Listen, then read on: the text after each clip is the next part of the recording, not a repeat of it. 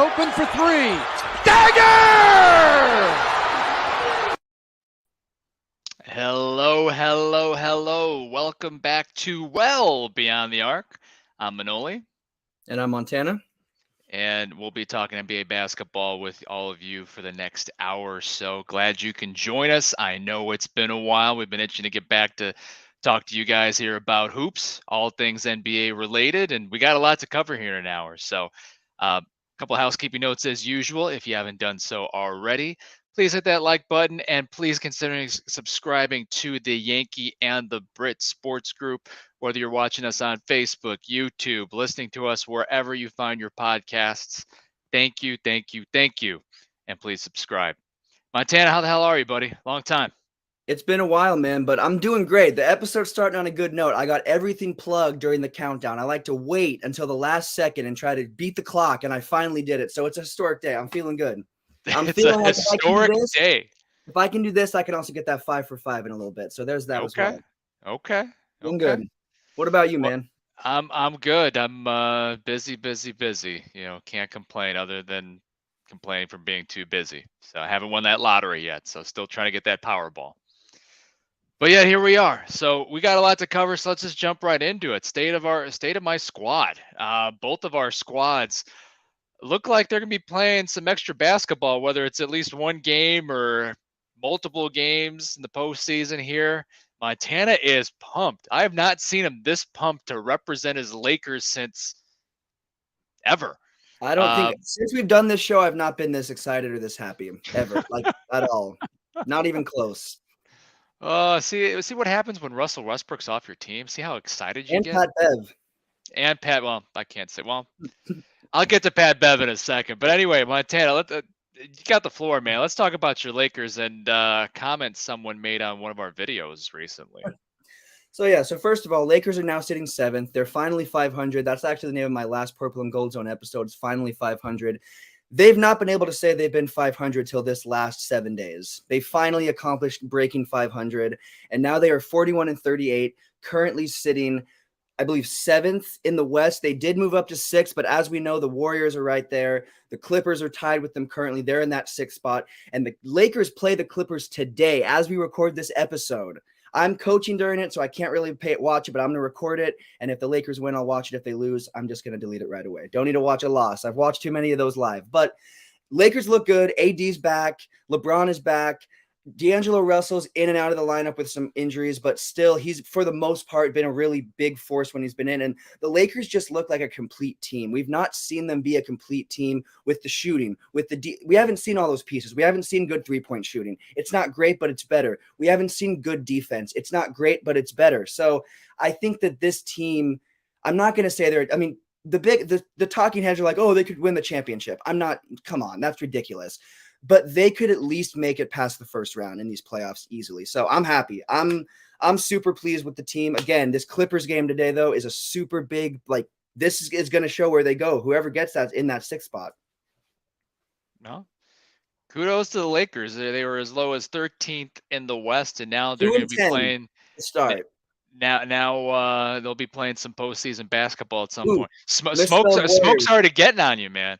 That you misspelled Warriors though, Smoke. That's not how you spell Warriors one and done. It should say Warriors one and done. Ooh, we got them fired up. I like it.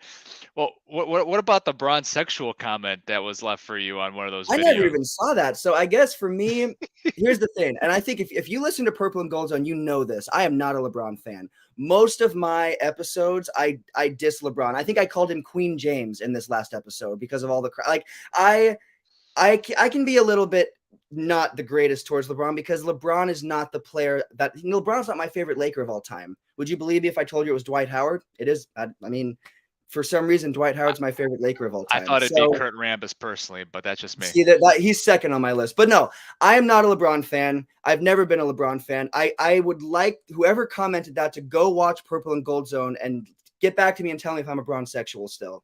There we go. Right, so no, that's not something we're gonna do. I was waiting for Smoke to get on. I've never been called a bro. This is the first time in my entire life I've been called that. So I'm taking it a little bit hard, honestly. See what happens when you don't listen to the Purple and Gold podcast, guys. I mean, come on now. You can't be calling my guy Montana bronsexual and have no context behind it. Anyway, well, kudos to the Lakers, man. I got to give credit where credit is due.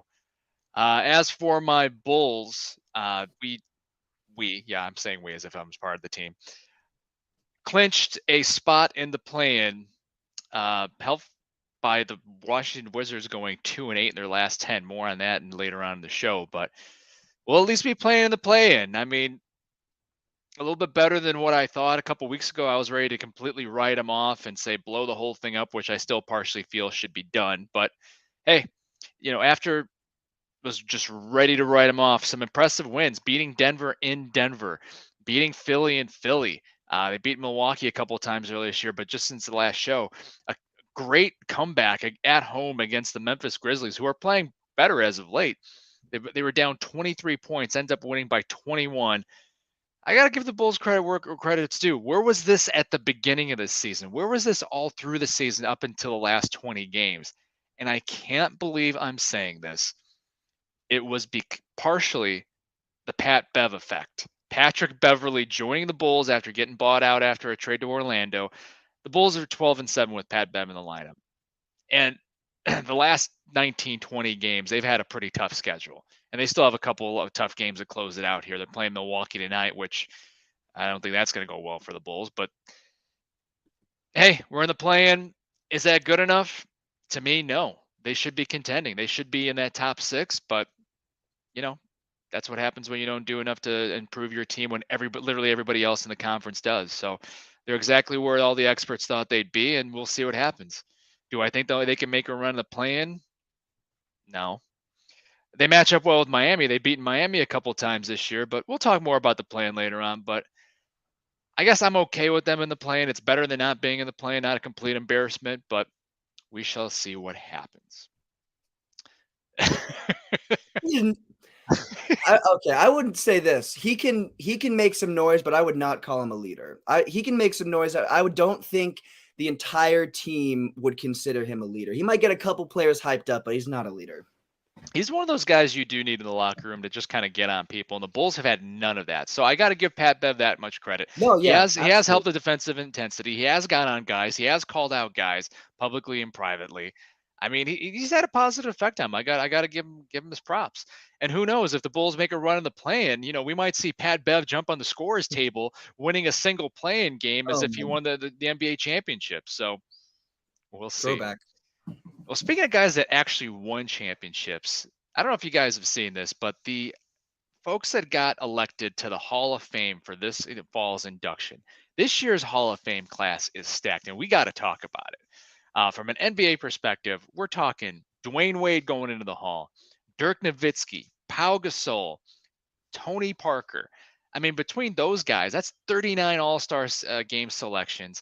That's 10 NBA rings, 10 NBA titles, and 5 Olympic medals. I mean, those are 4 big names going into the Hall there. Both, you got Dwayne Wade from the U.S., and then you got 3 guys that, Dirk from Germany, Pau Gasol from Spain, Tony Parker from France, did it in the NBA and internationally as well. Not to mention, finally, and I didn't know this guy wasn't in already, and why was he not already elected? Spurs coach Greg Popovich, who's going to, he's coming to his last couple games here in the NBA before he retires here. Greg Popovich finally getting elected to the Basketball Hall of Fame. How did that not happen earlier? Anyway, that's a 5 big names going into the Hall of Fame. Star-studded class, stacked as any classes I've seen. Montana, of everybody that I just mentioned going to the Hall of Fame, who are you most excited to see go in of that group?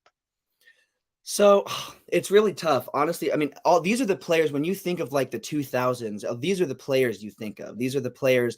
I've got to say though, the person I'm most excited to see go in has got to be Dirk. I love Dirk's game. I love how he picked apart those teams when they won that championship because they were not supposed to win that championship. That was one of the hardest paths to a championship ever, including the championship series. So I just think that was the real deal. And I got to see Dirk his second to last season in Dallas. I went and saw them against the Nets. And this is when the Nets, I don't even know if I could name 3 players on their team, but this is when the Nets were that team. But it was great. It just, every time he touched the ball, that arena just went insane. It was the coolest thing ever. So I've got to say Dirk. But all of them, again, these are the players you think of when you think of those great players. Yeah, I mean, I can talk a little bit about each of those guys, and going back to a comment Smoke just make about Pop being a jerk to the media, basically. Yeah, he was. He was pretty cold and salty, but over the years he kind of loosened up, and those that got to know him knew that was his humor. He was pretty sarcastic, right? There's some moments about one year I think it was the Spurs and the Suns when Shaq was with the Suns. Shaq was making all these comments about being sick and tired of being hack-a-shacked, and the first opening tap of that season, he sent Bruce Bowen to intentionally foul him, and Shaq just turns around like, what the hell? And then Pop turns around. And he's like, great YouTube video. But anyway, I can agree with that to a point, Ghost. But I do think that Pop is well respected around the league, even with the media members now. That wasn't always the case. Earlier, definitely agree with that. But now, I think he's finally getting his due. Those four players, man, Dwayne Wayne from the Chicagoland area, Dirk probably one of the better, if one or two best European players ever. But I've started to develop a soft spot for Pau Gasol, your former Laker guy there. I didn't always like him. I didn't like him in the mid 2000s, especially when his Spanish team beat the Greek national team in the FIBA World Championships after the Greeks beat the U.S. And Japan. But I've come to respect Pau Gasol, class guy. Won a couple chips with the Lakers, teamed up with Kobe Bryant. Both of those guys forming a great duo. Pau Gasol just recently getting his number 16 retired at, well, it's not the Staples Center anymore. What's it, Crypto.com Arena, something like that. Yeah. But anyway, his number is hanging right next to Kobe, as it should be. I gotta say, I'm most excited to see Pau Gasol go into the Hall. I have mad respect for him. Underrated game, 20,000 plus points, 10,000 plus rebounds, NBA championships, Olympic gold medals, FIBA World Championships, and the dude's a class act. I haven't heard anybody say anything bad about Pau Gasol other than earlier in his career he's labeled as soft. But for me, it's Pau, for sure. All right, well, now we're getting into the meat and potatoes. We're coming up on the last couple games of the NBA season. It's been one where the parity has been a huge thing across both conferences, the East and the West. And I never thought I would say this either. I know I talked about Pat Bev a minute ago, but I think the play-in isn't actually a good thing. I was against it when they introduced it about a year or so ago, but granted, selfish reasons. My Bulls getting it at number 10. Your Lakers might be at 7 if they don't move up. Yeah, the play-in I think is a good thing. And hell, in the West, seeds 5 through 11. 5 through 11 are still up for grabs.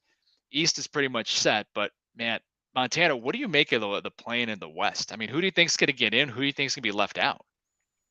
I mean, that's the question. There's going to be one deserving team that misses. There's going to be one team because all of these teams are right there. Are the records the best we've seen in the West, top to bottom? No, but they're extremely close. I think this is one of the closest years we've had. This is a super shot for shot. I mean, we are going down to the last week for setting just the plan. We haven't seen that, I don't think, before. We haven't seen it be it like to figure out the entire. We don't know who is in the plan right now. We know who's 7 through 10, but we don't know who's set in the plan yet. Because, like I said before, I really think my Lakers knock the Clippers off today, and then they move up to that 6th spot. And then I think we've got the Suns. That's not an easy game, but we have the Jazz again. We can definitely beat the Jazz. I think we have one other game that I'm blanking off the top of my head, but we've got 4 games that we can potentially win out. We can potentially win out the season, and then we'd be sitting up 5th or 6th. So I don't think we're in the plan. I think the Clippers and the Pelicans are going to be 7th and 8th. I think the Clippers are going to be 7th. The Pelicans are going to be 8th. That's where I'm at right now, and I think that would be a really, really, really good matchup.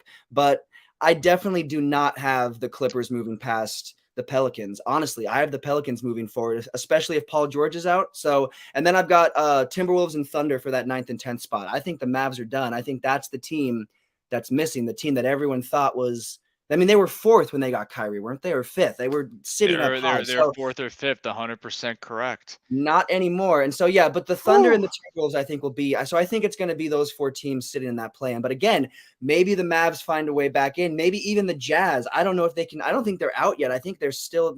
I think that's still a potential. Now below them, it's out. But I think the Jazz might still have. I don't know. Maybe not. The Jazz, I don't think have been mathematically eliminated. I think They are 3-7 in their last 10 games, so it's not looking too good though. no. But yeah, so yeah, that's kind of who I have in the West. But again, it could be any of these teams sitting from even from 5 down, fifth. Even the Warriors could get bumped down. I mean, I don't think that's going to happen, but you never know. They could still. You never. I don't know. You just it's all over the place, and we still have so much basketball left. It feels crazy to say that because we're in the last week, but we have so much regular season basketball that matters left. Yeah, it's crazy if you look at the standings as a whole, right? Right now, the Milwaukee Bucks are the only team in the NBA that still has a shot at winning 60 games. If they lose one more, they're at 59. I mean, Bucks can clinch home court tonight throughout the whole entire playoffs with a win tonight, which I expect them to do over my Bulls. Oh yeah. I don't remember a last time in an NBA season where no team won 60 games. That's how much parity has been in the league in both conferences. I mean, this Western Conference is just insane. We keep talking about 5 through 11. I'll start from the bottom. I mean, yeah, the Jazz aren't mathematically eliminated, but I do not expect them to sneak into the play-in. I know stranger things have happened, but I don't think the Jazz are getting in. But everybody had the Jazz, including us, had the Jazz as a deep lottery team. So I mean, kudos to them for being competitive and fighting for at least a play-in spot. Got off to a very impressive start. Lauri Markkanen, first-time All-Star, playing in the All-Star game in Salt Lake City. Great story, despite the fact that Danny Ainge has more draft picks than the NBA draft has in itself. Kudos to the Jazz. The Mavericks, I mean, what do you say? I mean, other than what happened?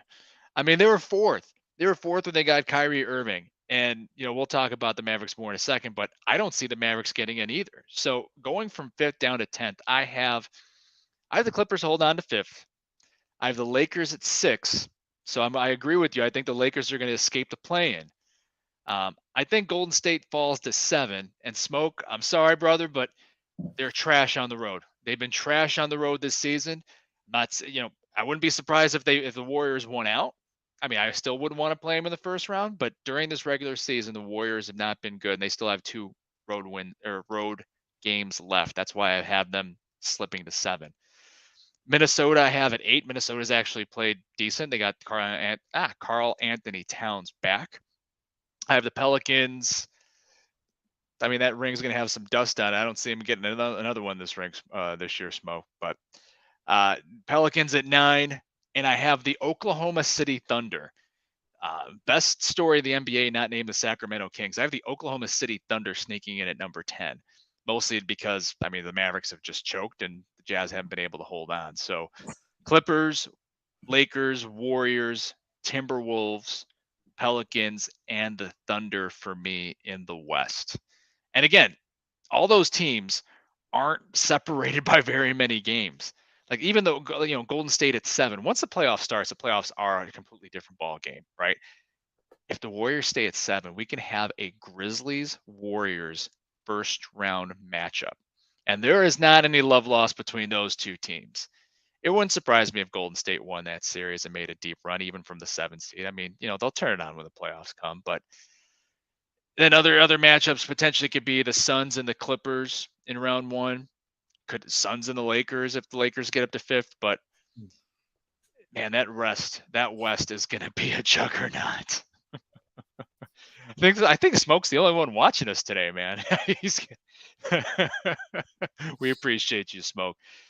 Going to the East, the East is a little more set. Like I said, the Bulls clinched a play-in spot at number 10. So right now, I'm just going down from 6 through 10 because that's how close it is. Right now, the Brooklyn Nets are at 6, Miami Heat at 7, followed by the Hawks at 8, tied with the Raptors, and then the Bulls rounding out number 10. Thanks, Jay. We do have 20 people watching us. Woo! Montana, what do you make of the East? How do you think it's going to shape out as far as the final seeding goes, 6 through 10 there? I mean, again, it's a lot more set, obviously, than the West is. The West is like not going to be set until the very end. I feel like that is when we are like going to know. But obviously, Raptors and Bulls. I mean, between those two teams, I've got the Raptors winning out. Oh no, excuse me. Yeah, sorry, I've got the Raptors beating the Bulls.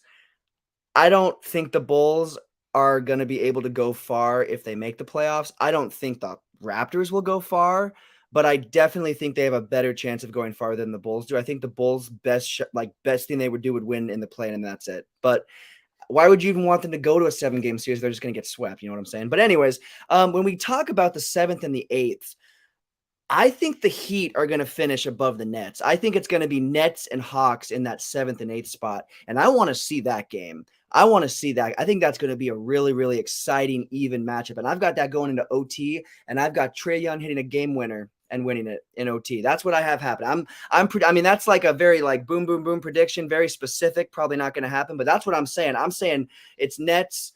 I don't know. I just think that I don't think the Heat are going to stay in that 7th spot. Just like the Los Angeles Lakers, I think they're a team that's going to have a strong finish and end up in beyond missing that plan completely.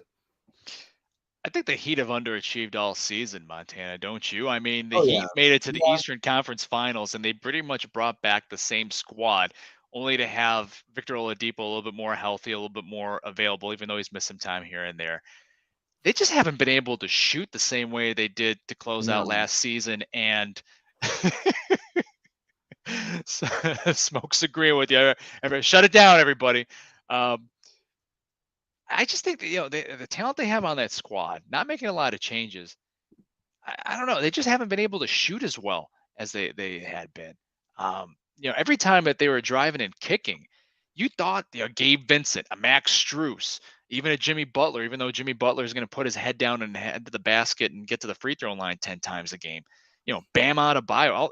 Heck, I don't know what they've done with Duncan Robinson. I think he's just collecting dust on the bench. Maybe they're just, concerned about his defensive capabilities. I don't know, but the Heat have underachieved all season, but now is a perfect chance to turn that around and sneak out of the play-in. I do agree with you. I think the Heat are going to move into the 6th spot with the Nets falling in. Nets got a lot of interesting pieces, more wings than Wingstop right now with all the trades from a couple months ago. But as far as the play-in goes, well, take a step back. I got the Heat at 6, Nets at 7. I think the Hawks stay at 8, Raptors stay at 9, and the Bulls at 10. In the play-in, it'd be the Nets playing the Bulls, which I do think the Bulls have a shot there to win that game, even though it wouldn't surprise me one bit if they lost by 20. The Hawks and Raptors are going to be a good matchup. I think the Hawks win that one. Ultimately, though, even if it's a Hawks-Bulls play-in final, the Bulls have not matched up with the Hawks all season long. I have the Hawks coming out of that. So really, it's going to be really, really interesting to see there. So, Man, lots of shots being fired at me today. I can take it though. It's all right. It's all right. This is actually a real nice hat. I like it more than this one. I had to switch. I had to show off the new Raiders hat. So it's not a thrift store hat, but I appreciate the comment anyway. There you go. There you go. Well, we've covered the play-in there. I mean, any more thoughts on the East play-in? I think it's going to be an interesting next couple of games leading into the play-in. But any more thoughts on the play-in before we go on to your favorite game?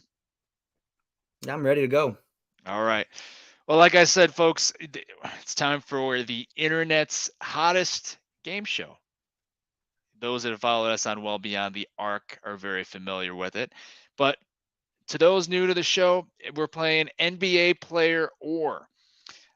Even if you've watched or listened to Well Beyond the Arc all through, you know how the game is played, but we're going to go through the rules and how it works anyway.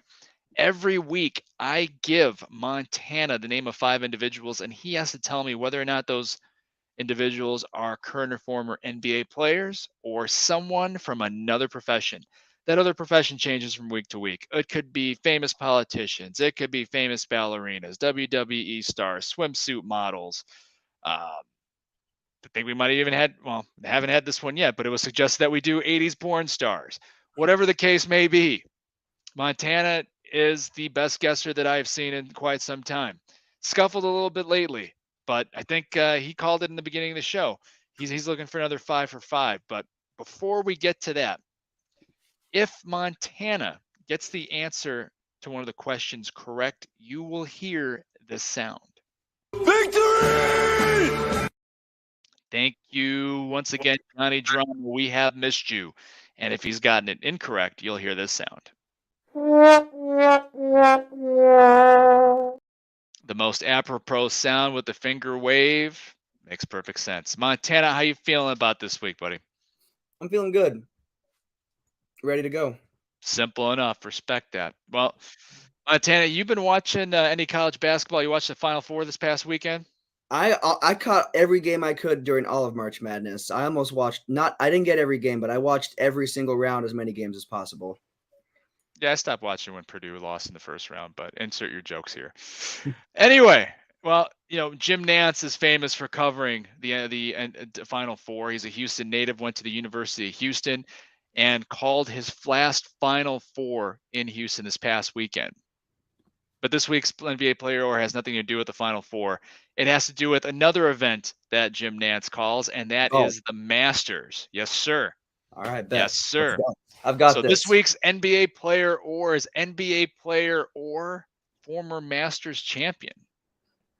Okay. Always feeling confident, guys. All right, let's just dive right into it, and I will give you one hint. Yes, folks, I'm giving Montana a hint. Any of the players who are NBA or anybody that's an NBA player of these 5 is a current NBA player. We're not going back to the 90s. We're not going to the 2000s. Not going back to the 50s with my boy Paul Arizin. No, they are current NBA players. Let's do it. All right. Name number 1, Montana. Is this the name of an NBA player or a former Masters champion? His name is Patrick Reed. Patrick Reed. I'm going to go with former Masters champion. Victory! That would be a good choice. He, not to be confused with Paul Reed of the Philadelphia 76ers. Patrick Reed won the Masters in 2018. That's when he got his green jacket. So we're off to a better start than the last couple times, Montana. 1 for 1. Let's do it. All right. Keep it up. I got to get that 5 for 5. Name number 2. Is this a current NBA player or former Masters champion? His name is RJ Hampton. RJ Hampton. Victory! Is that right? Victory! Yeah. That's right. Scared for a second. I thought y'all were going to switch it up on me and say it was wrong after. That's happened before too. I purposely had a dramatic pause in there. RJ Hampton, 6'4" point guard, came to the league in 2020, is now with the Detroit Pistons, averaging 6.4 points per game this season. 2 for 2. He's heating up. Name number 3. Is this a current is this a current NBA player or a former Masters champ? You see his name on the screen. His name is Adam Scott. Adam Scott. Oh, I'm gonna go with. I can't think of that's Masters. Victory! He's 3 for 3. He's on fire, folks. Not to be confused with former NBA vet Mike Scott. Adam Scott won the Masters and got his green jacket in 2013. He's 3 for 3. Let's go keep it continuous, Sammy Sosa once said. Name number 4. Current NBA player or former Masters champ. His name is Josh Green. Josh Green. NBA. That's NBA. Victory! He is a 6'5" guard out of Arizona, playing for the Dallas Mavericks. Has been with them since 2020, averaging a career high 9.1 points per game this season. 4 for 4. All right. Name number 5, the 5th and final name. Current NBA player, former Masters champ. His name is Nick Richards. Masters Nick champ. Richards. Fell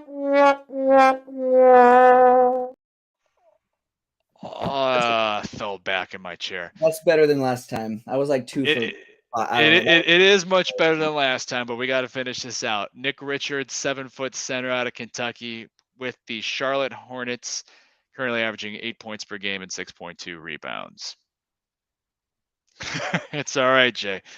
All right. Are we, well, 4 for 5, better than the last couple of weeks. That brings you to 120 out of 165. Not Still a bad. hell of a percentage. And, hey, back on track. Are we, Jay, are we holding for a word from Yankee and the Brit? Or are we just going to keep going? Bum, bum, bum, bum, bum, bum, bum. Well, let's just keep it. Let's just keep going. All right. That's my bad. I didn't give him the heads up there. Well, instead of doing good, bad, and ugly for this week, Montana and I are gonna go and talk about the hottest teams going into the playoffs and the coldest teams going into the playoffs. Play the hot and cold game here because it's all about not how you start, but it's about how you finish. And Montana, there's some teams that we left for dead a couple of weeks ago. Teams that we thought were going to be first round busts, but now they've kind of turned it around here. But who do you have as some of the hotter teams going into the playoffs? Well, Grizzlies are 8-2 in their last 10 games, and just as a team, I don't want to say obviously the John Morant situation was not good, but I think that it brought their team to a different place, and I think that I think they've got a little more fire now. And now he's back, and he came off the bench his first game or first few games. I just saw the first game that he came off the bench, but now he's back in that lineup, and they've been just playing great basketball. So I've got to go with the Grizzlies are a team that they've been really hot. Another team that's been hot, you cannot say the word hot without talking about this team, and that's the Suns. And it's not just because their logo is the sun, it's because Kevin frickin' Durant is back and he is playing fantastic basketball. And side note, we might see LeBron versus Kevin Durant for the first time since I think 2018 this week. So that's super cool. But so yeah, the Suns are playing phenomenal basketball. They are heating up. And then the East has no shortage of teams that have stayed hot. These aren't teams that are heating up. The East just has teams that have stayed hot. The Bucks, the Celtics, the Cavaliers, and the Knicks. These are all teams that are 7-3 in their last 10 games and that are playing a really solid brand of basketball. And they look they look ready. They're ready for the playoffs. These teams are ready for the playoffs. So when we talk about hottest teams, in my opinion, those are the teams that have been really, really hot. I can't argue with any of that. I'm just going to try to narrow it down. I completely agree. The ones that caught my eye in the West, definitely the Memphis Grizzlies. You mentioned 8-2 in their last 10 games, solidifying their spot as a number 2 seed in the West. The John Morant suspension, his time away from the team. They had a little stretch, earlier in January where, I thought they kind of got a little fool themselves, right? There was the incident against the Lakers they got involved with Shannon Sharpe courtside, and, they're not exactly the most liked team in the NBA, but, maybe that time away for John Morant to help get him refocused, help galvanize that team. And they've been on a tear.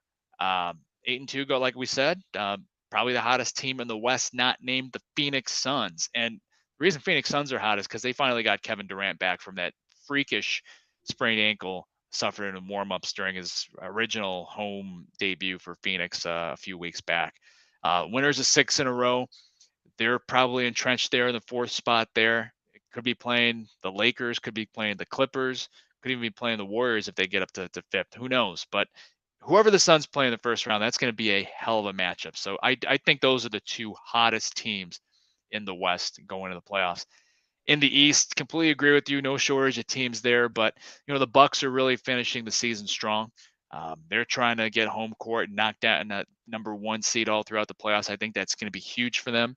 The Bucks, get a game 7 at home instead of on the road like they did with Boston last year. That might be the difference in a 7-game series.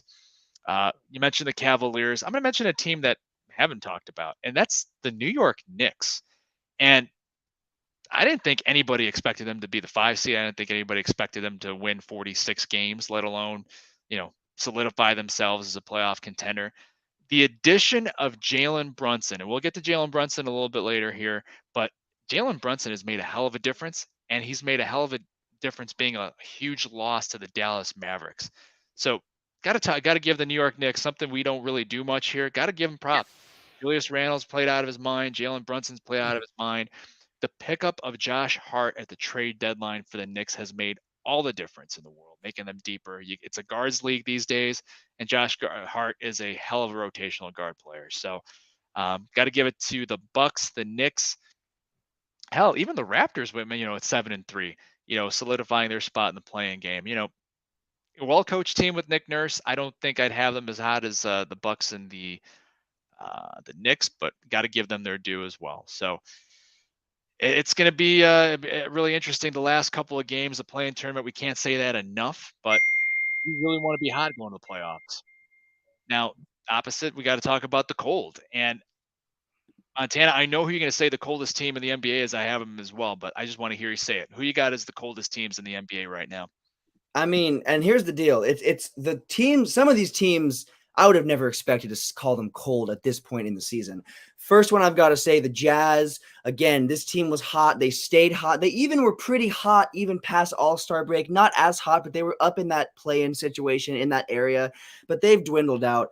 But the team that is the coldest and the most disappointing team this entire season, more disappointing than the first half of the season Nets, more disappointing than any other team, is the Dallas Mavericks. 3-7, not 7-3. Not 7-3. 3-7 in their last 10. Fourth, I believe fourth when they got Kyrie. 11th now.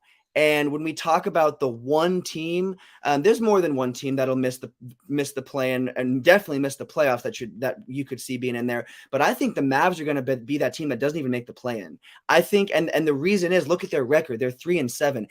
Kyrie and Luka is not a good pairing. I don't think that is a very good pairing. But unfortunately for that whole situation, I think they're going to pursue Kyrie again. I don't know if he'll stick around. I kind of think he won't, but I feel like the Mavs are looking to pursue him again because of what they've already done, what they've already had to give up. I feel like they're going to pursue. I mean, Mark Cuban just said they're going to, but that doesn't mean anything. But no, the Mavs are the coldest team. There's no team colder. Another team that has really cooled off, but that's also partially because of injuries. The Clippers have kind of been a team. They've just been up and down the whole season. I don't even know if I can say cooled off. They're just kind of being the team that they've been this whole season, just even more. And that's just what we've seen.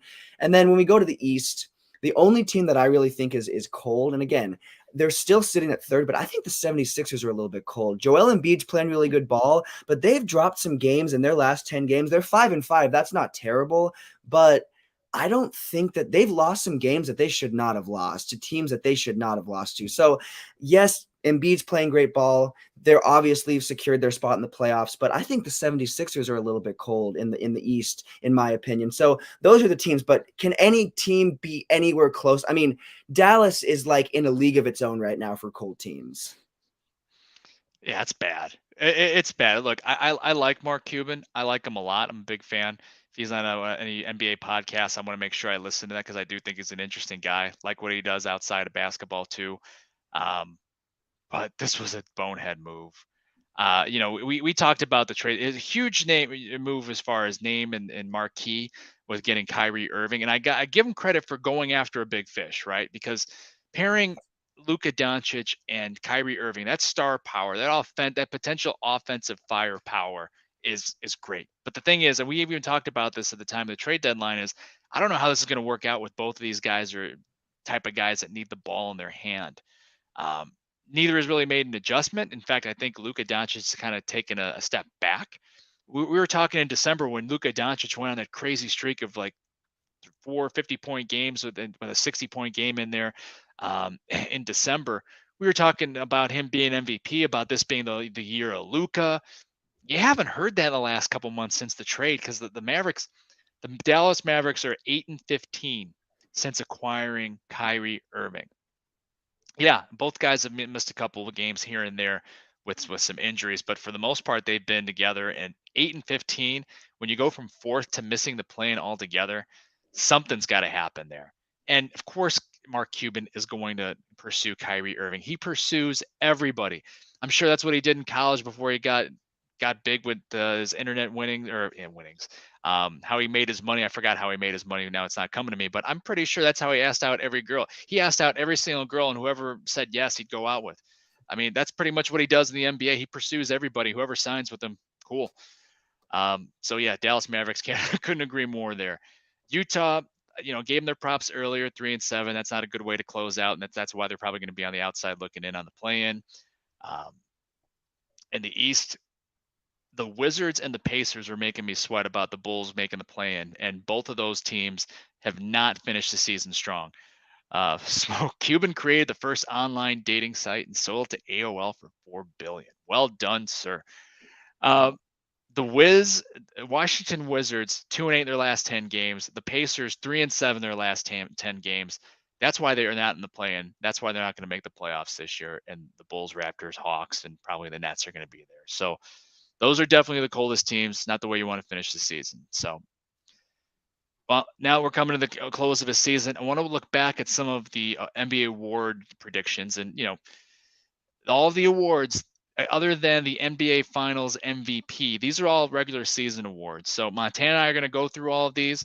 We're going to mention some of the names we talked about at the beginning of the season, but we're also going to give our picks on who we think could win these awards now that we're basically 99% done with the season. So Montana, let's start with the Rookie of the Year.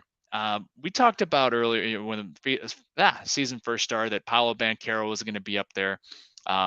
Before Chet Holmgren got hurt, we thought that he might be somebody there.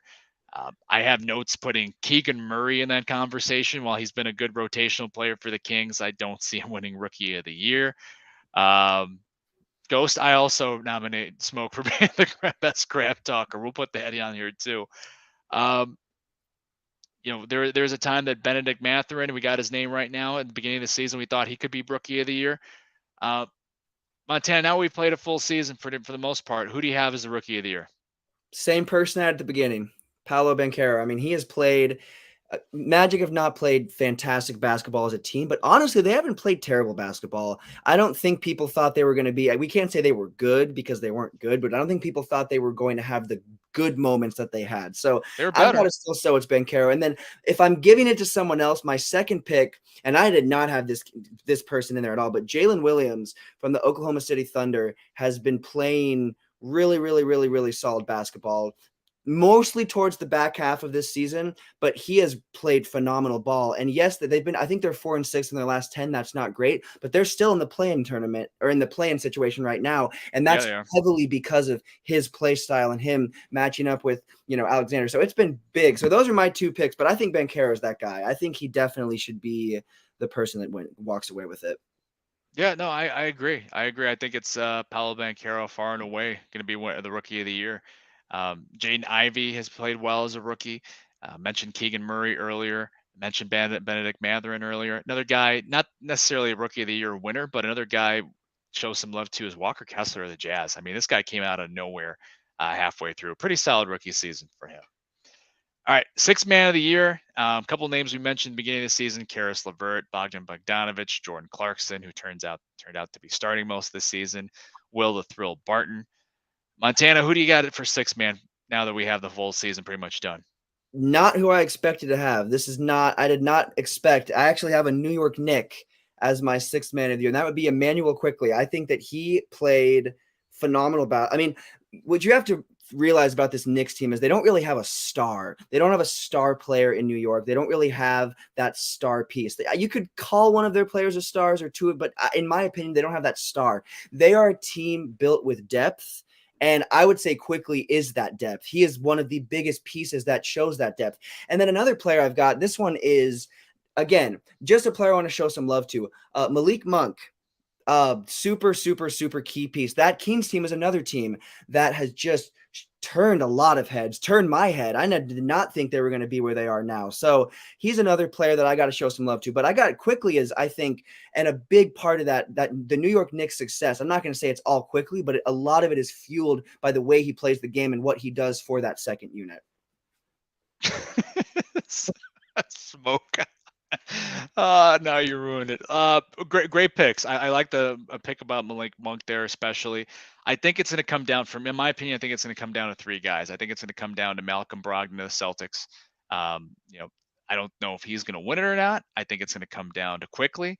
I think it's going to also come down to a guy we know Jay likes and someone who's on my fantasy team this year and did pretty well for me, and that's Bobby Portis.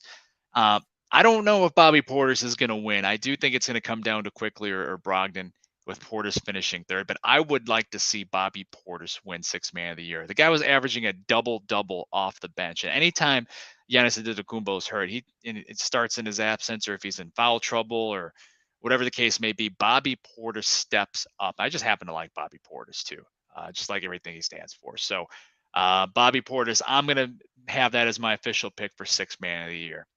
What about most improved?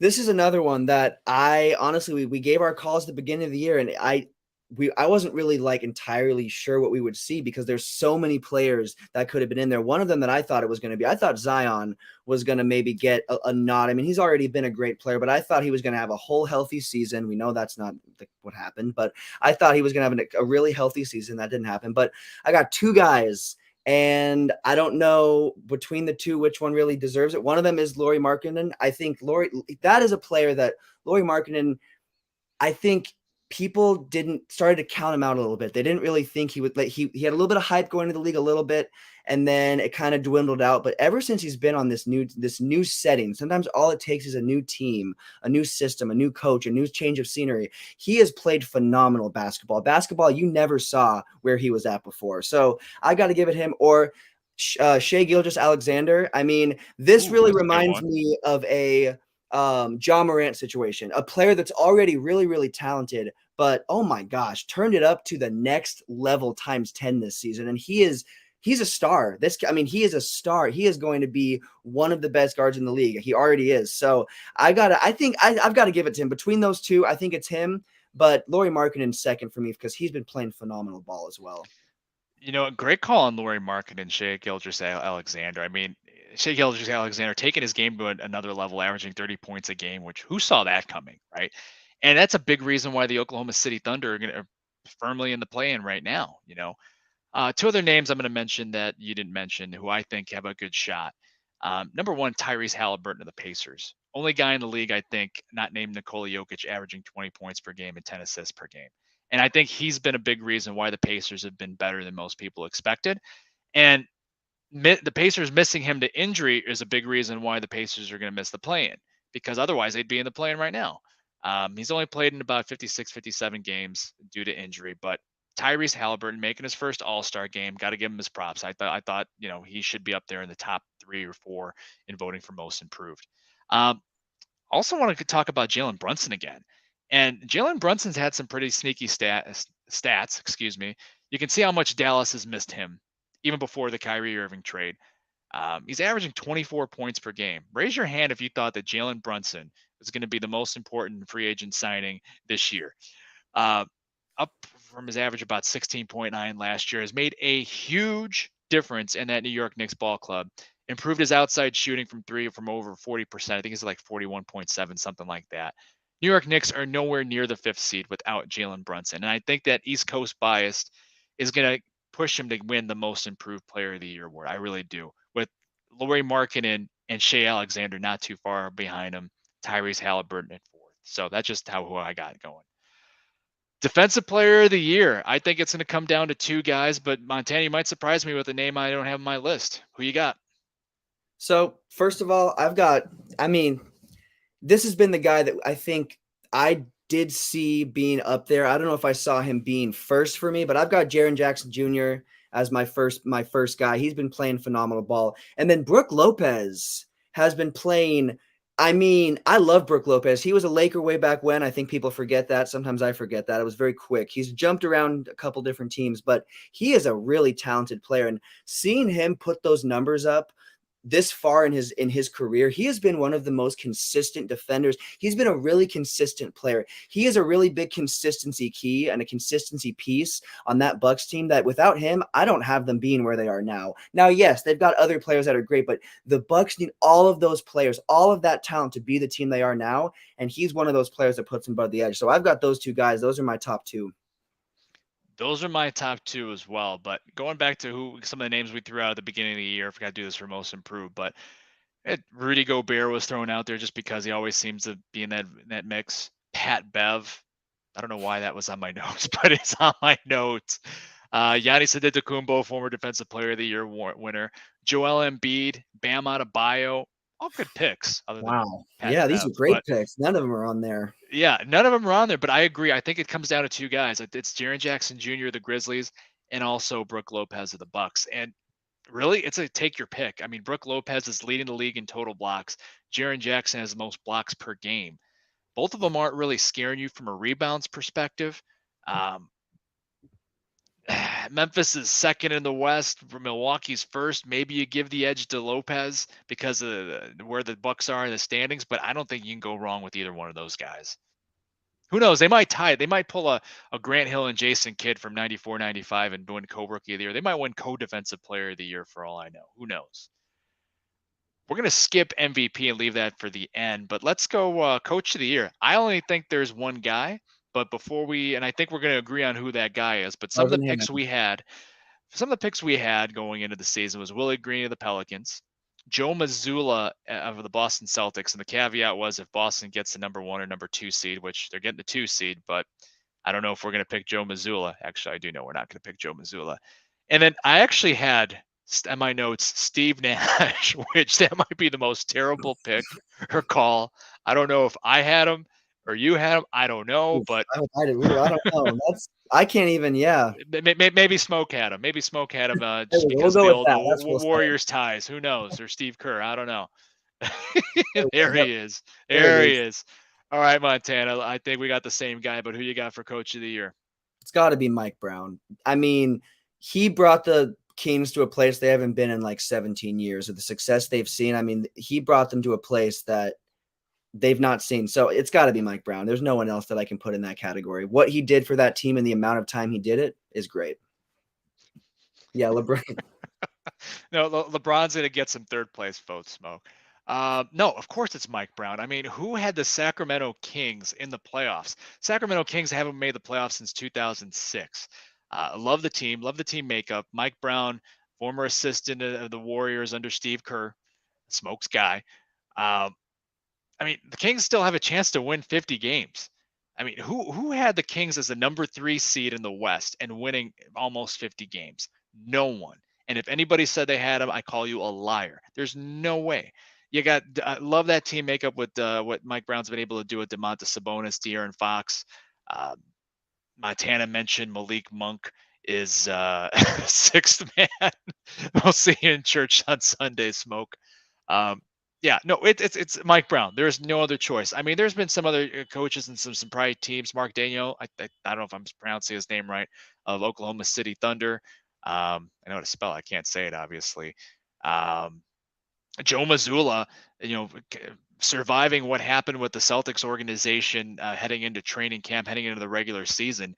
Yeah, he's got the 2 seed, but there's no better story and no better unexpected team than the Sacramento Kings. All right, Montana, we're going to skip the sportsmanship award, the exec of the year, because I think we all want to get to this one. MVP, the league's most valuable player, coming up here with a few minutes left. I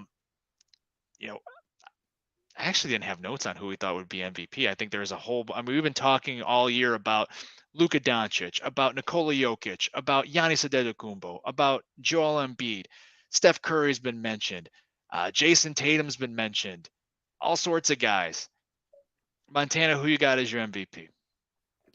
Well, I mean, it's a close race. For me, it's between there's 3 guys, the final 3, but I'll give it an order of third to first.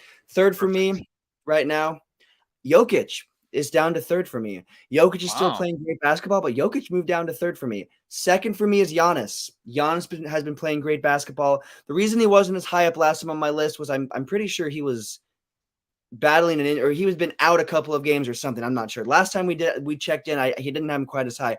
But my pick, my number 1 pick, specifically for how he's played the back half of the season, is Joel Embiid. He deserves to be MVP. He had a huge performance, 50 plus points, 52 points, huge performance. I believe that was just last night or a couple nights. I don't know when that was exactly, but it was very recent. He had a huge performance and he's been stringing those performances along. So for me, the winner is Joel Embiid. Yeah, I just want to look up Jokic's stats real quick because I think I made an error. He's been averaging about 10 assists per game. Was averaging a triple double exactly for the majority of the year. His assists have actually fallen down to 9.8. Oh wow, 24.8 points per game, 11 rebounds per game, 9.8. What a bum. Yeah, right. No, I listen. I agree. It comes down to those three guys for me too. I actually have Giannis Antetokounmpo at third, but I can be talked into having him at second, or even first. I think he's missed a few games down the stretch. The Bucks are first in the East. If they clinch home court, you can make the argument, give it to the best player on the best team, and Giannis Antetokounmpo has been that. He's going to be a perennial. He has been a perennial MVP candidate and continues to do so. I have Giannis as number 3. I have Jokic at number 2, for the reason I just mentioned earlier about what he's been able to do offensively and efficiently, and integrating Michael Porter Jr. back into the offense along with Jamal Murray, which the Nuggets are going to need those guys, and those are the reasons why the Nuggets are number 1 in the West right now. They have fallen off. They have kind of slipped here as of late, but Jokic number 2. I don't see Jokic three-peating an MVP. And number 1, I 100% agree with you. Have Joel Embiid of the Philadelphia 76ers. Dude scored 52 points last night in a win over the Celtics. And Doc Rivers, for once, I agree with Doc Rivers. He said the MVP race is now over, and I tend to agree with him. Embiid is going to lead the league in scoring for the second year in a row. The Philadelphia 76ers aren't a 50-plus win team. Without Joel Embiid, they survived not a terrible start, but not a great start. We'll call it a bad start. And again, the East is going to come down to 3 teams. It's going to be Giannis's Bucks, it's going to be the Celtics, and it's going to be the 76ers. I wouldn't be surprised if any of those 3 teams come out of the East. But not the only reason, but a huge reason the 76ers are having the success that they've had is because of Joel Embiid. And like you said, Montana, this second half of the season, he has been on a tear. He has been balling. I mean, the man's averaging 34 points a game, 10 plus rebounds a game, getting to the free throw line, getting the other team in foul trouble. And the difference, and this is why I give Embiid the nod over Jokic, is that Embiid makes more of an impact on the defensive end than Jokic does. Yes, Jokic is a more efficient offensive player, but Embiid isn't that far behind. Give it to Joel Embiid. Hopefully he gets it, and hopefully he can say that the media doesn't hate him anymore. So there you have it, folks. Might have a couple weeks until you see us again, but you can find us in other avenues. Montana, where can our fans find your work outside of Well Beyond the Arc? So yeah, I've got 2 other shows I'm working on right now. One is Purple and Gold Zone, and that's the all Lakers show. And that you can find on YouTube and on Spotify. I just released a new episode yesterday of Purple and Gold Zone. You can find that on YouTube. And then I have a show called The Connor and Heffernan Show, and that's an all sports show. We talk everything sports, and that is also on The Connor and Heffernan Show YouTube as well as Spotify. You can find it at The Connor and Heffernan Show. All right. Be sure to check those out, folks. And you can find my work on my website, on my blog site, the Sports Page blog. You can find that at thesportspageblog.com. I haven't posted as many blog entries over the last couple of weeks as I have liked to, but that's going to pick up here. So make sure you check that out. NBA related and MLB with the Major League Baseball season starting up, NFL, NHL. Those are the topics. That's what we talk about. So be sure to check that out. And, everybody buckle in. It's going to be a great end of the season, great playoffs. Montana and I are both excited, and we'll see you in a couple weeks. Take care, all.